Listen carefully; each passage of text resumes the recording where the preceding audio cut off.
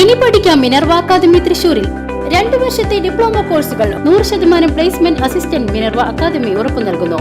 ഇനി നിങ്ങളുടെ സ്വപ്നങ്ങൾ മിനർവ അക്കാദമിയിലൂടെ യാഥാർത്ഥ്യമാക്കൂ. ആറ്റിത്ര സെന്റ് ഫ്രാൻസിസ് ദേവാലയത്തിൽ വിശുദ്ധ അന്തോണീസിന്റെ ഊട്ടുതിരുനാളിന്റെ ഒരുക്കങ്ങൾ പൂർത്തിയായതായി പള്ളി വികാരി ഫാദർ ജോമോൻ മുരിങ്ങത്തേരി. ആറ്റിത്ര ദേവാലയത്തിലെ വിശുദ്ധ അന്തോണീസിന്റെ ഊട്ടുതിരുനാൾ ആഘോഷങ്ങൾ വിപുലമായ ഒരുക്കങ്ങൾ പൂർത്തിയായി.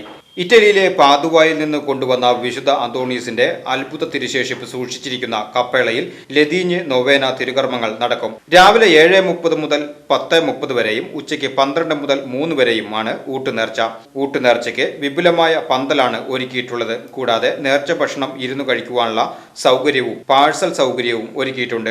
രാവിലെ 10:30 നടക്കുന്ന തിരുനാൾ ദിവ്യബലിക്ക് മെൽബൺ രൂപതാ bishop emeritus Mar Bosco Puthur മുഖ്യ കാർമ്മികനാകും. വികാരി ഫാദർ ജോമോൻ മുരിങ്ങാത്തേരി, കടങ്ങോട് പള്ളി വികാരി ഫാദർ സന്തോഷ് അന്തിക്കാട്ട് എന്നിവർ സഹകാർമ്മികരാകും.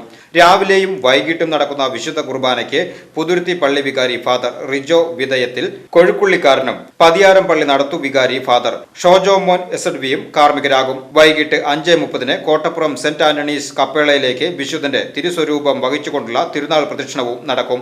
General convener Raphael Mandumpal, convener Mathew Puthur, കൈക്കാരന്മാരായ ഫ്രെഡി നീലങ്കാവിൽ, വിനു പുത്തൂർ എന്നിവർ തിരുനാൾ ആഘോഷങ്ങൾക്ക് നേതൃത്വം വഹിക്കും. ആറ്റിത്ര സെന്റ് ഫ്രാൻസിസ് ദേവാലയത്തിൽ വിശുദ്ധ അന്തോണീസിന്റെ ജൂൺ 13 ഊട്ടുതിരുനാളിൻ്റെ എല്ലാ ഒരുക്കങ്ങളും പൂർത്തിയായിക്കൊണ്ടിരിക്കുന്നു.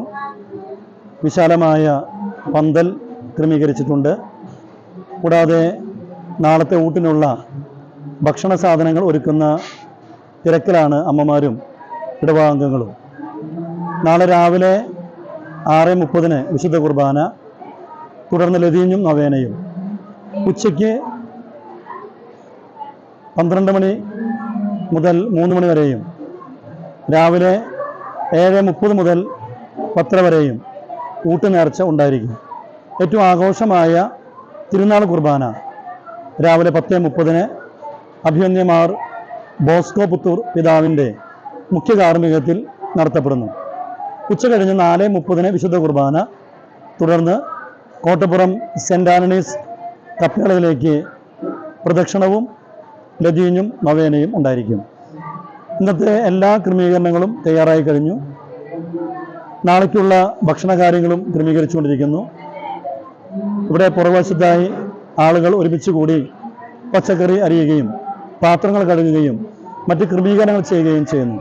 VCV news, ആറ്റിത്ര.